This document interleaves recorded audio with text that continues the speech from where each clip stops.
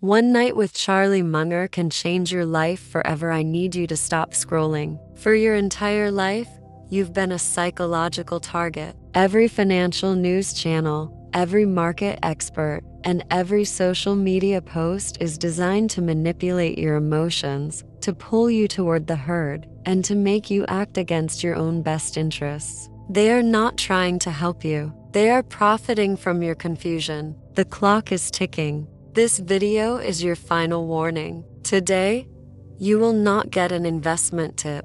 You will get the most valuable asset you can ever own, a new way to think. Imagine you had just one night to sit down with Charlie Munger. No cameras, no reporters, just you, him, and the final truths he would reveal. This is not a fantasy. This is your last chance for clarity. The conversation starts now. 1. The folly of noise and the virtue of silence. The first thing you'd notice about Munger is he wouldn't talk about stocks. He would talk about the deafening noise of the world. He'd tell you that your biggest enemy isn't the market or the economy. It's the constant chatter, the endless stream of opinions, and the urgent need to be in the know. He'd call it the folly of noise. He would say that the modern human is addicted to being overstimulated. We confuse motion with progress and noise with wisdom. This psychological addiction is not accidental. It's engineered. The entire financial ecosystem, from the news to the algorithms, is built to keep you anxious and engaged. They know that your distraction is their profit.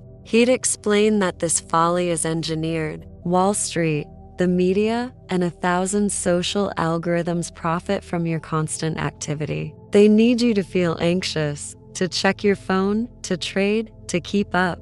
But Munger would tell you that the path to true wisdom is to embrace the virtue of silence. He'd say that your most valuable asset is your ability to sit in a room alone, with no distractions, and think for yourself. The greatest ideas and the most profitable decisions come from a place of quiet clarity, not from the chaos of the crowd. This is the ultimate form of rebellion against a system designed to keep you confused. He'd argue that if you cannot tolerate being alone with your own thoughts, you are already losing the game. And then, he'd ask you a question.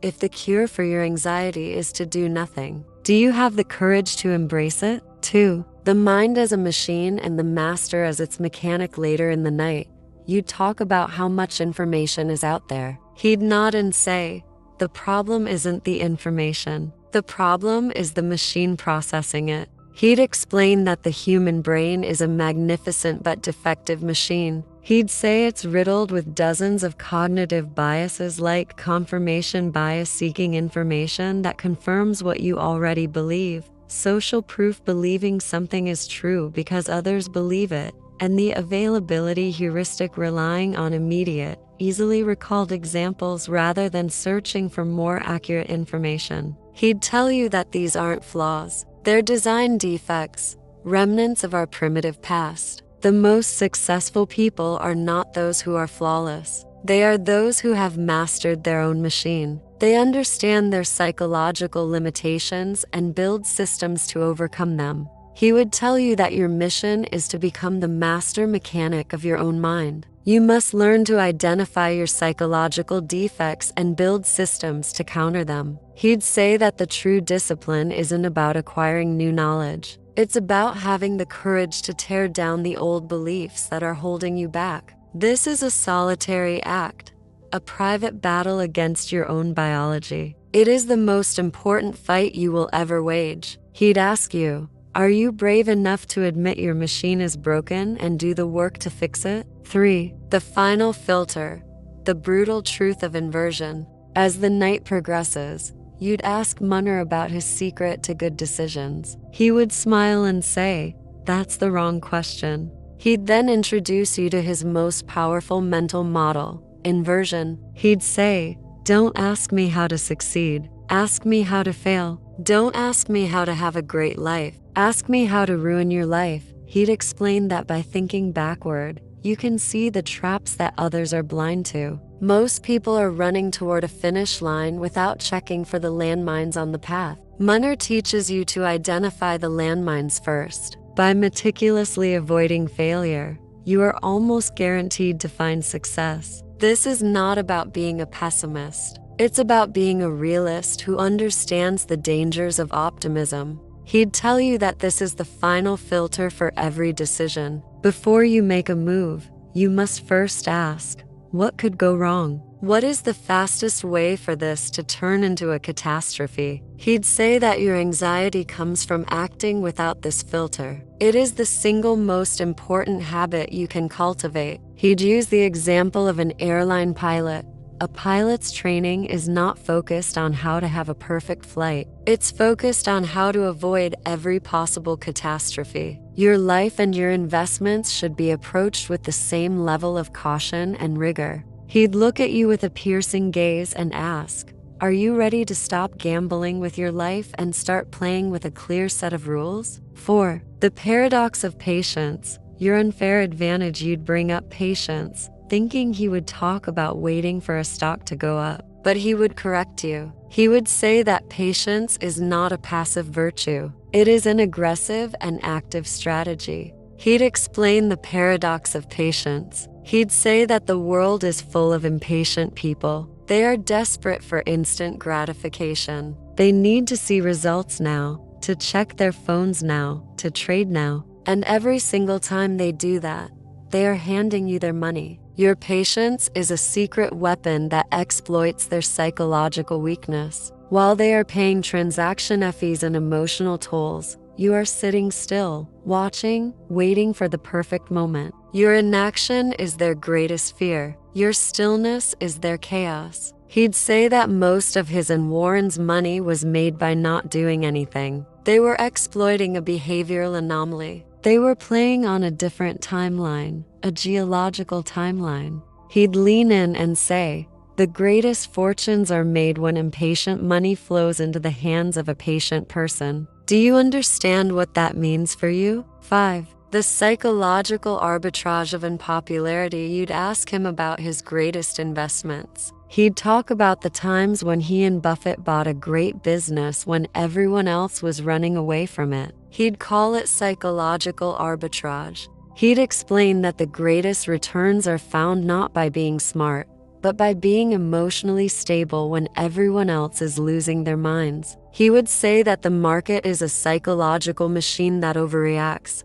both on the way up and on the way down. Your goal is to exploit that overreaction. He'd tell you that your greatest advantage in the market is not your knowledge of finance, but your knowledge of human psychology. And because human psychology never changes, this advantage is permanent. He'd cite the classic example of Coca-Cola in the 1980s. The company was going through a rough patch, but the core business was a fortress. The crowd was selling, but Munger and Buffett understood the underlying value and bought big. They made a fortune not because of a genius financial model, but because they understood human panic better than anyone. He'd say, the crowd's panic is your greatest opportunity. Do you have the strength to be greedy when others are fearful? 6. The unfair advantage of not caring. You'd ask him what it felt like to be so famous. He'd shrug and say that success isn't about being well known. It's about being free. He would reveal the secret to his and Buffett's freedom,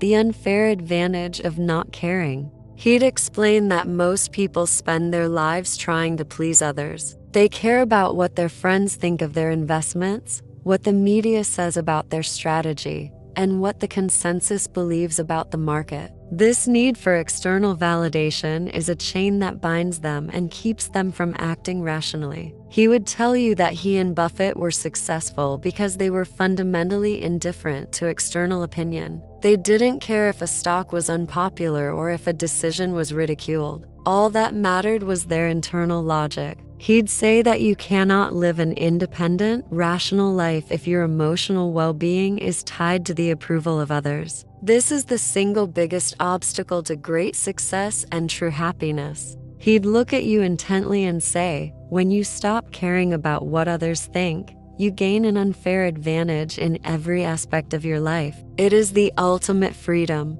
7. The psychological danger of your greatest strength. He would then talk about a dangerous paradox he observed in the world's most successful people. He would tell you that your greatest strength is also your biggest psychological danger. He'd call it the psychological danger of strength. He'd explain that a person's greatest strength, when overused, becomes their greatest weakness. The person who is highly disciplined can become rigid and miss opportunities. The person who is creative can become disorganized and unfocused. The person who is a great communicator can become too reliant on their charisma and ignore the facts. He would say that this is the ultimate act of self-sabotage. Your strengths are what got you here, but they are also what can blind you to your own flaws. He'd use the analogy of a car.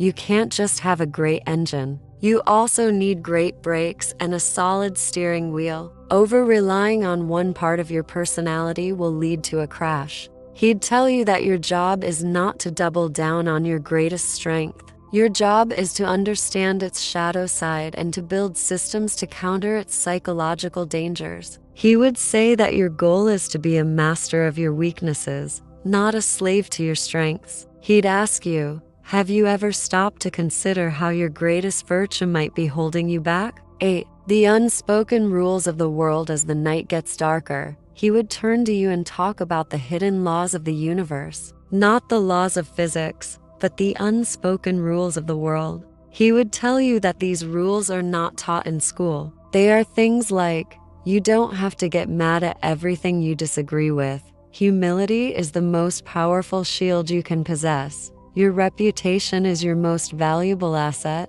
Most people are more interested in looking smart than being smart. He would tell you that he and Buffett spent their lives learning and living by these rules, while the rest of the world was running around breaking them. He would say that the social investor is playing a game with the wrong rule book, while the anti-social investor is playing a game with the correct one. He'd explain that these rules are not about morality. They're about reality. They are about understanding how the world actually works, not how you wish it worked. Following them gives you an unassailable edge. He'd ask you, are you ready to stop playing by their rules and start living by your own? 9. The anti-guru philosophy, a path of self-reliance. You'd talk about the internet gurus and the endless parade of self-proclaimed experts. He would smile and say, I am the ultimate anti-guru. My job is not to give you answers, but to make you not need me. He'd explain the anti-guru philosophy. He would say that true wisdom is not given. It is earned, and it is earned alone. He would tell you that anyone who promises a simple, easy solution is a con artist. He would say that the only person who can truly help you is you. That is why his core teachings were about mental models and learning how to think. He didn't want you to follow him. He wanted you to walk away from him and build your own fortress. He would argue that the entire guru ecosystem is designed to keep you dependent. They give you just enough to make you feel smart, but not enough to become independent. The moment you believe you can learn for yourself, you become a threat to their business model. He'd challenge you. Are you brave enough to stop looking for a savior and become your own? 10. The power of the good life. Compounding more than money. You'd bring up compounding, thinking he would talk about stocks, but he would correct you. Compounding is not just for money, it's for everything. He'd explain the law of compounding as the ultimate secret to life. He'd tell you that your small daily habits, the books you read, the time you spend thinking alone, it all compounds. If you read one book a month, in a year, you've read 12. In a decade, you've read 120. That is an intellectual advantage that is impossible to beat. He would say that the greatest investment you can ever make is in your own mind. The good life is not about the amount of money you have. It's about the quality of your decisions, your knowledge, and your character. He'd say that character compounds just like money. Every time you make an honest decision, it gets easier to make the next one. Every time you choose integrity over profit, you strengthen your moral foundation. This is a powerful psychological shift. It tells you that your small, seemingly insignificant actions today will create a massive, life-altering outcome tomorrow. It removes the pressure of needing to make a huge, single decision and replaces it with the quiet, dignified power of consistency. 11. The unrehearsed truth. Authenticity as your edge. You'd talk about how fake the world feels, how everyone is performing for an audience. He would nod. That is your advantage. He'd tell you about the unrehearsed truth. In a world where everything is a performance, the anti-social investor has a unique edge: authenticity. Your thoughts are not rehearsed for social media or for an audience. They are raw and honest, forged in the quiet of your own mind. This is a profound advantage. While the crowd is busy trying to appear smart, the anti-social investor is busy trying to be smart. He'd say that the market has a way of exposing the fakers, the performers, and the insecure. He'd tell you that the true test of your wisdom is not what you say on social media, but what you do when no one is watching. He'd tell you that you don't need to post your wins or your opinions. You don't need to prove anything to anyone. All you have to do is be correct. 12. The final law. The art of the good life. As the night nears its end, you'd ask him one last question.